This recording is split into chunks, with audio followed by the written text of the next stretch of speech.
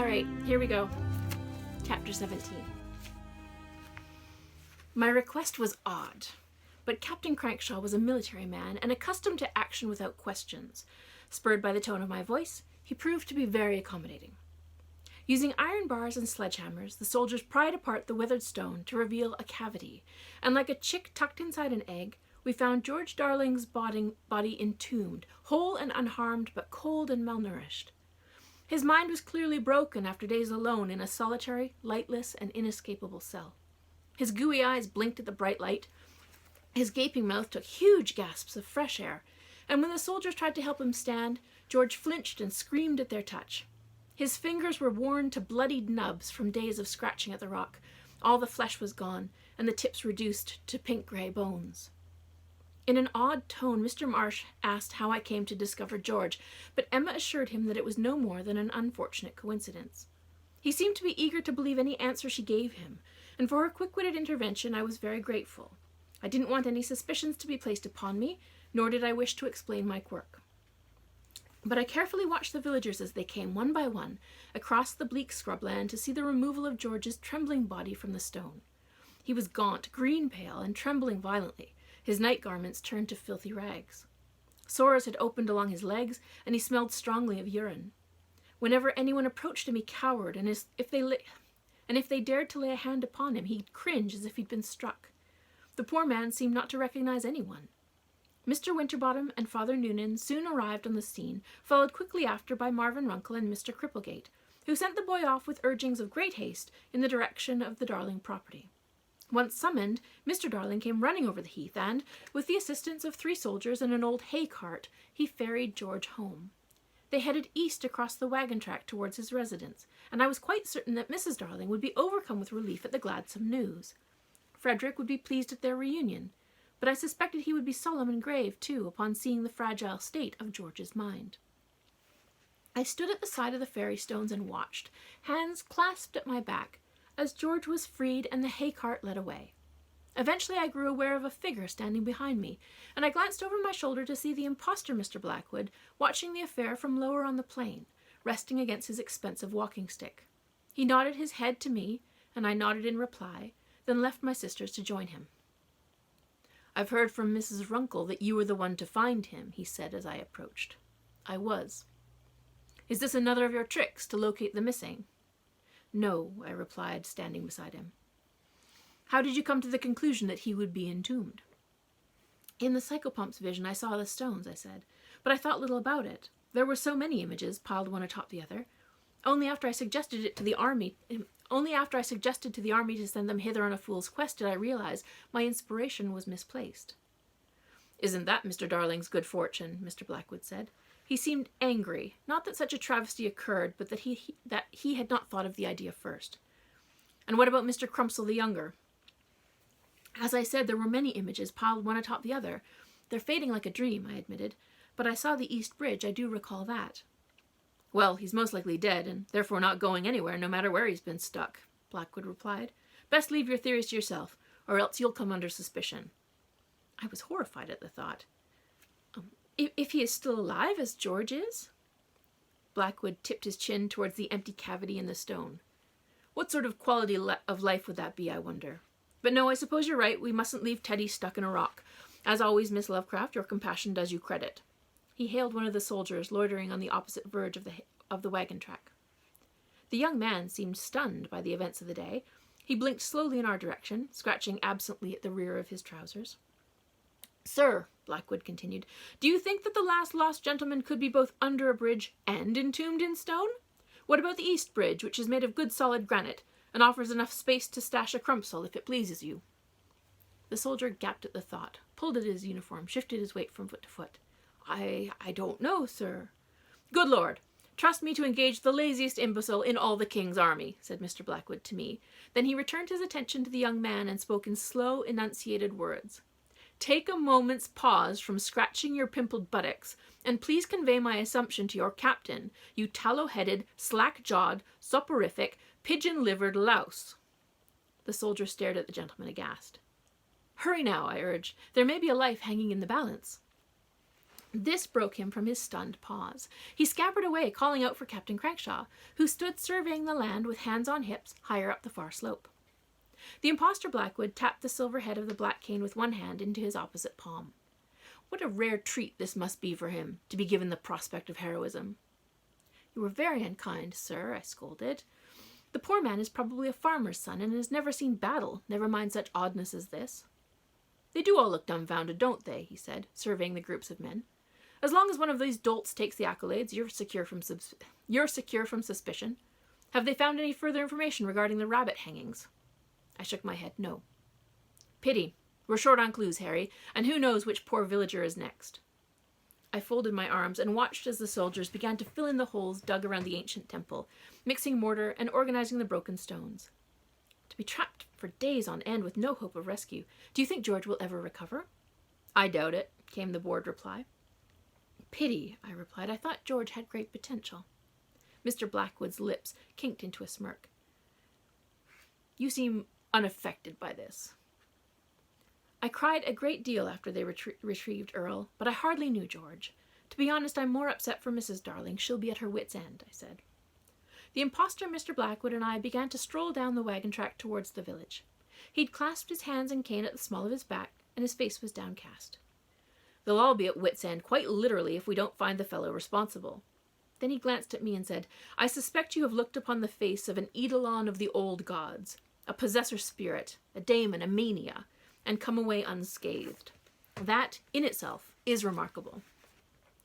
An eidolon, I said. The Greek word from your book in the tower. What a frightful title. I assure you I have not forgotten the vibrancy of its eyes, I replied, suppressing a shiver. I don't think I ever will. Even now, bathed in warm spring sunlight, I felt the coldness of the giant's inhuman gaze piercing the depths of my body, and my fingers trembled. They'd been ghastly, those eyes, set deeply in a bone-white mask, and surrounded by a mane so black it let no light escape.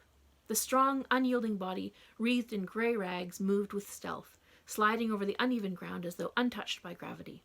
Such a phantasm I had never before seen, nor wished to see again. Mr. Blackwood shook his head. Most of humanity would be driven mad by such an encounter. I wager our good gentleman George Darling laid sights upon that same face, and has come away with a broken mind, as did the rabbits. He took a deep breath. And perhaps the Posies, too. Did one of the Posy boys become this eidolon demon? That is my assumption, he replied, and when his family looked upon his sinister visage, they were shattered in mind and spirit. I frowned at this. Then why am I unaffected? I looked to him as we strolled together. Is it that same inoculation that you mentioned before, that I have grown up so closely to the books that they have given me a measure of protection? I believe so. I've spent long hours pondering that very question, poring through Posy's old notes. I believe you and your sisters wear an armor that none can see. The mention of research sparked a question. And your books, I said. Are they safe? Have you accounted for all of them? He paused, weighing his answer. Mostly. I gave a haughty snort. That's not good enough. You sit on an arsenal of knowledge, Mr. Thorne. It ought to be secure. He looked scandalized that I dared to use his real name, his bastard name, and he cast his eyes about to ensure no one had heard me. Your attention to my arsenal is appreciated, Miss Lovecraft, but I can assure you it is quite secure. You know the precise placement of every volume, I pressed? And 3 in particular? The Final Confessions of By-Sea, Songs of the Scented Garden, and The Widow's Rights? His skin turned sallow. His huge eyes rolled towards me, and they were full of accusation and abhorrence. Be quiet, you foolish quim, he stammered, faltered, ground his teeth. Those titles have been lost to priests and scholars for centuries. How do you know to speak them? His fear was consummate. I dared not give him more information than necessary, so I replied, How I know of them does not matter. That I know you have them in your possession is more important, for if I know, perhaps others do too. Please, Mr. Thorne, tell me you have secured them completely in your fortress. From the way he chewed his lip to the manner in which his fingers twitched, I'd planted a seed of doubt in his despicable heart. You don't understand the predicament in which I find myself, Harry. Mr. Posy's library is extensive, he said. Thousands of volumes. I've done my best to catalogue them, but the scope of the project is vast. Nate is highly motivated, of course, but I'm just one man. I don't care about thousands of titles, I replied. I only care about 3. Fine, he spat. Come with me to Northwich Hall, and I will show you myself that they're secure. He would not touch my hand to guide me, but he beckoned for me to follow, and we went through the vale to the church bridge, and began walking at a brisk pace towards the crossroads, where Mill Road meets Green Track.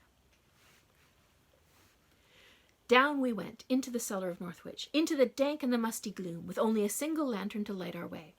For every step I descended, I felt my heart grow lighter and lighter. We reached the slate floor and the endless arched corridors of stunted doors, and Mr. Thorne called out into the echoing dark, "Nate, are you here?" There was no reply. "Does he go out often?" I said.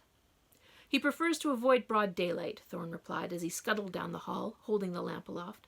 "When he's feeling moody, he'll spend hours sitting in the middle of the river, completely submerged." "Must he be underwater?"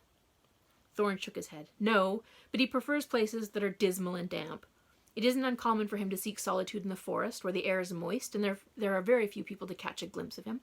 He fears that anyone who gazes upon him will become insane, and so he prefers to wander about like a lost poet, all moon-eyed and melancholy, feeling badly for himself." "You have so little empathy for his situation," I said. "I have been his companion for almost 5 years in this damnable state," Thorne replied. "All his moping and complaining, frankly, it's boring, Miss Lovecraft. At some point, he ought to embrace the situation and get on with living and enjoy the fruits of which his curious predicament can provide him." He glanced over his shoulder at me, his expression infused with a wicked imagination. "Can you imagine it? Exploring the depths of the oceans, unfettered by technology, going where no man has gone before? We can scarcely comprehend the wonders he could discover. Instead, he prefers wallowing in melancholy, the cretin. 'Oh, I'm so lonely. No one understands me. I have no bones.' Utter balderdash. Ah, here we are." We'd come to the oak door banded with iron. From the inside pocket of his coat, Mr. Thorne produced an ornate brass key, with which he opened the lock. The hinges gave a theatrical squeak that shivered up my spine and made my toes curl. Inside was a dark, empty room with a dirt floor and a low, cramped ceiling. In the center lay an immense flat slab of undressed stone. Thorne entered without hesitation. I'd begun to follow when a gentle weight slithered over my shoulder. The tentacle wrapped itself around my shoulders and yanked me back into the corridor. I managed a small, strangled squeak of surprise before Thorne turned, and his brows drew down, thunderous. "Oh, she requested to come here," he said in his own defense. "It wasn't my idea." 2 more tentacles snaked around my torso, and I found myself boldly pressed to Nate's body. A touch of my hand revealed this to be not an attack, but an act of salvation. "You don't wish for me to go in, but I must see if the books are there," I replied. No, 1,000,000 times no." "Mr. Blackwood," I said, addressing the monster by his family name, and instantly I felt a fusillade of affection sparkle over his blue-mottled skin. "I am in no danger. I will not read any of the words, I promise. I only wish to ensure that the books are secure." His reluctance was as heavy and suffocating as a wet blanket. "If you wouldn't mind releasing me," I urged, for the tentacles had grown as unyielding as a boa constrictor. Muscles relaxed and tendrils slackened. "Thank you." I stepped out of his embrace, and not wishing to slight him, I leaned forward and pressed a kiss to the space between his eyes. "I do appreciate your concern." If Thorne was unimpressed at this show of affection, he said nothing. He was too busy trying to push the heavy slate tile to one side to reveal a hole underneath. "There," he said at last, clapping the dirt from his hands, "at the bottom of the well." Perhaps 4 feet wide in diameter, the hole created a round spot of Stygian blackness in the middle of the chamber floor. The well had been constructed of good interlocking bricks, and I knelt at the side, leaning over to peer into it. Perhaps I looked precariously balanced, for one chivalrous tentacle slipped around my waist to keep me from falling in. I squinted down into the darkness as my eyes adjusted, but the well was much too deep for me to see to the bottom, even with the lamp. "The books are down there?" I said. "The 3 worst," he replied. "You've already named them. I will not." "I can't see," I said. "Then let Nate drop the light down and you'll spot them," he suggested. We clustered around the hole, and Nate took the lantern in one tentacle and lowered it slowly down into the darkness, revealing patterns of brickwork and spirals of moss. At one point, quite close to the bottom, I saw scratches on the walls, a series of long grooves left behind by claws and teeth. "Those are marks made by Posy's sons trying to escape?" I said. "So I believe," Thorne replied. Down went the lamp, casting its circle of quivering light, until at last the bare dirt floor was revealed. In the center of the hole were 3 books. They were too distant for me to read the words embossed upon their covers, but I saw that one had been bound in ghostly white leather, and I remembered what my father had said and how he'd described Songs of the Scented Garden. "You see," Thorn said, "they're still as I left them." All three of us leaned back from the edge and sat on the floor as Nate lifted the lantern back to our level. "No one has come or gone from this cellar, Miss Lovecraft, and I've made every effort to ensure no one lays eyes on those pages." I was both relieved to see them and profoundly disappointed. "Are there other volumes that could have resulted in such a transformation?" I asked. "Surely these three can't be the only ones. Wasn't it a different title that led to Nate's unfortunate predicament?" He looked to the cephalopod, and those amber eyes looked back with hesitation, blinking twice. "Should I tell her of the other titles, Nate? I think I must. She's far too clever to leave unarmed and uninformed, don't you think?" One tentacle remained wrapped protectively around my waist, and a second tentacle snaked around my wrist and slipped into my grasp. Through my palm, I felt his dread. It was a creeping anxiety, a rise in heart rate, and a burst of adrenaline. "So there are more, but you're afraid that I'll seek them out if I know their identities," I said, and I wound the tentacle through and around my fingers. "Nate, I would rather know and be able to help you than remain ignorant and set safely to one side. To keep me from further education does me no good. How can I be of service if I'm not given the opportunity to understand?" To Thorn I said, "You must tell me of the others." Thorn pulled himself up from the floor and dusted off his trousers. "Some books are mere blips of light in the firmament. Others are collapsing stars and capable of destroying worlds. I'm afraid there is no comprehensive reading list, Miss Lovecraft, but in this place, in this reality, I'm certain that these three are worst." "But in other realities they are not?" I asked. He tipped his head to acknowledge the truth of this statement. "The books are linked together across the multitude of universes, but I have not yet ascertained how. I suspect that the knowledge they contain are the pillars that bear the weight of construction." He moved into the corridor and slapped his hand against one stone column. "They give structure to the whole of creation." Nate helped me to my feet, and when we had exited the chamber, one tentacle fumbled as it shut the oak door and threw the latch closed. Thorn was already halfway up the stairs to the main floor. We hurried to catch him. "We do not own these books, Miss Lovecraft. They own us," he said as we joined him. "You recall, of course, the great tome with the paintings of the demons which I showed you, the Rubrication Codex. The writing in the book was made by a man named Father Humboldt. You saw his words as he added his notes in the margins. He and I are following parallel paths, it seems, and the Rubrication Codex has chosen to chain us together." "So where is the Mr. Thorn of Humboldt's reality?" He shrugged. "I don't know. Dead, probably." He led us past the library and into the main foyer. "Life is full of endless perils. In any given universe, on any given day, you have a much better chance of dying than of living." His grin was serpentine. His mirth carried a certain sinister quality. "How lucky we are to all be here at the same time, at the same place, together. The odds against it are astronomical." We climbed up the staircase and turned towards the uppermost corridor to the tower. "So anything is possible?" I asked. "You're standing next to a giant octopus, Miss Lovecraft," Thorn replied. "You tell me." Nate's skin blushed a brighter coral shade, and I held his tentacle a little tighter. With every floor we climbed, the corridors grew more and more narrow, the rooms crowding together, and the furnishings of an older style. Dust lay thick upon the carpets. Cobwebs festooned the fixtures. There were no windows, and the only light came from Thorn's lantern, which made the shadows sway and lurch as he passed. He said nothing more until we reached the tower room. When he entered, the light from the circle of windows blinded me momentarily, and when I blinked away the tears, I saw Thorn striding through the piles of books on the floor. He set his lamp upon the table.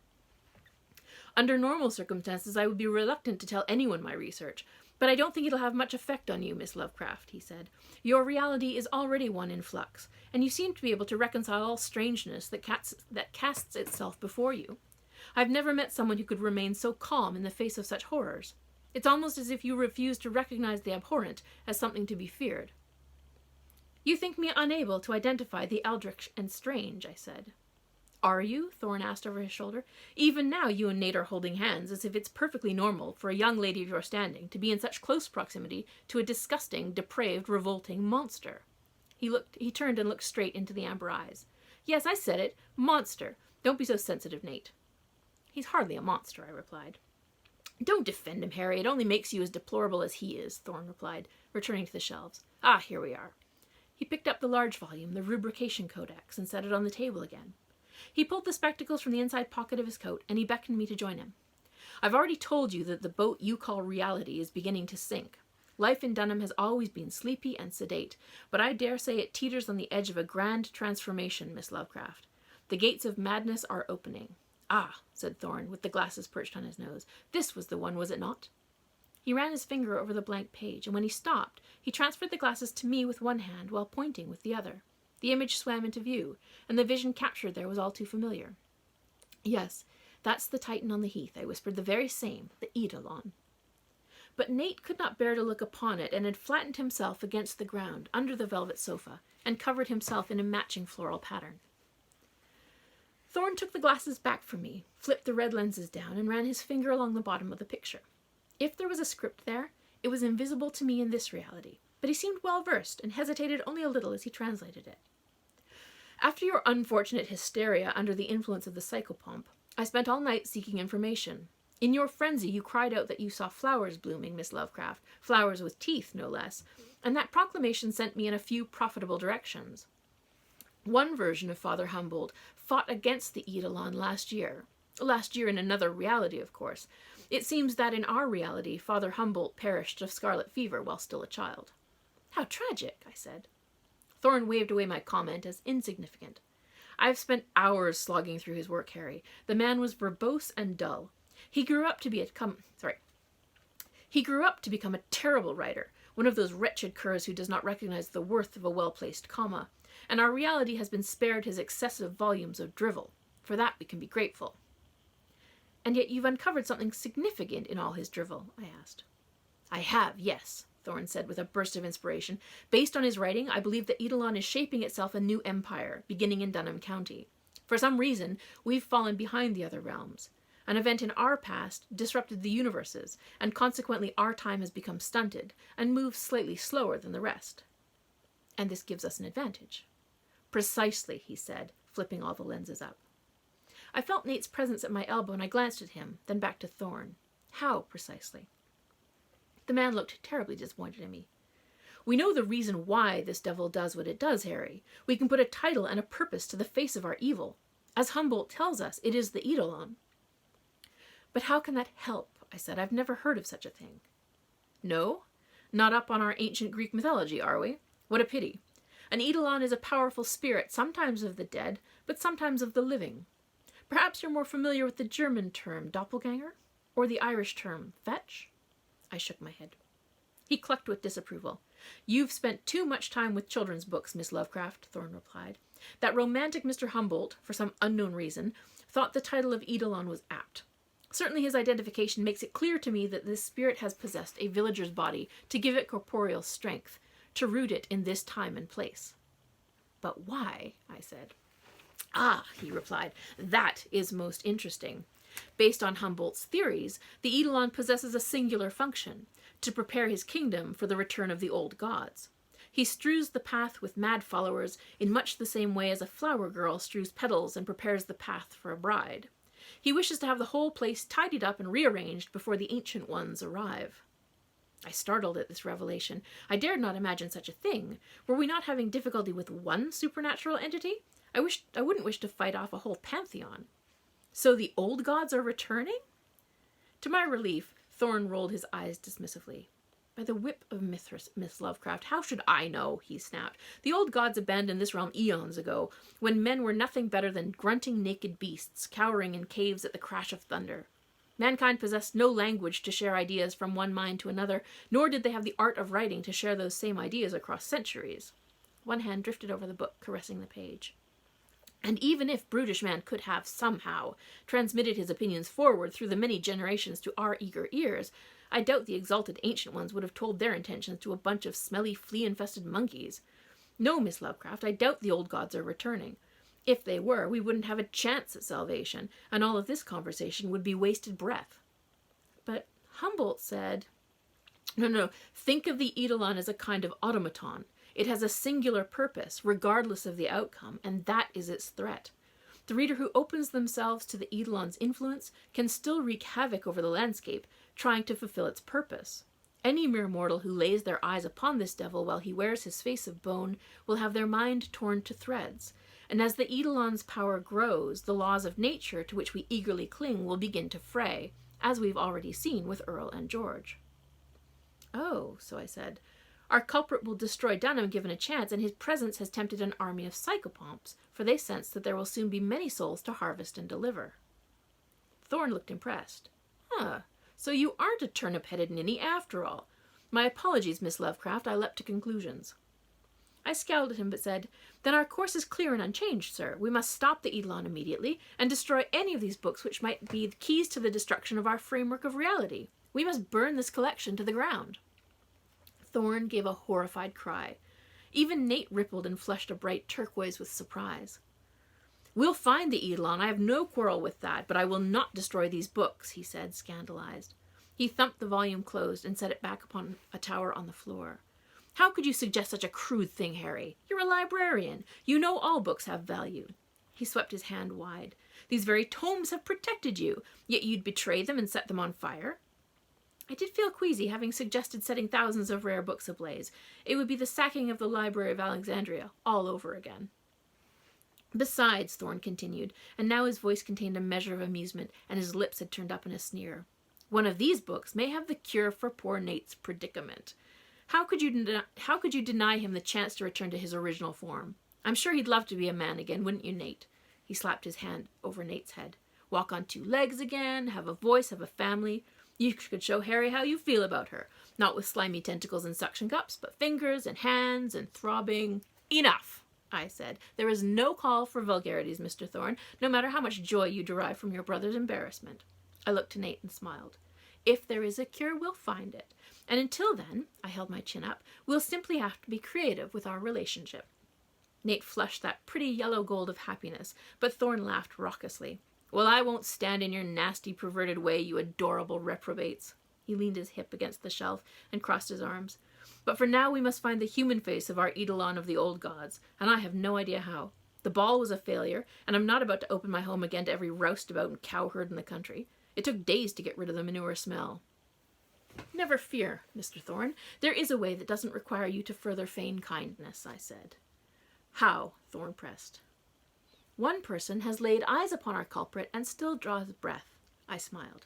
It may be difficult, it may be dangerous, but I shall attempt a conversation with George. That's the end of chapter 17. Thanks for coming. I'll see you next time for chapter 18. Bye.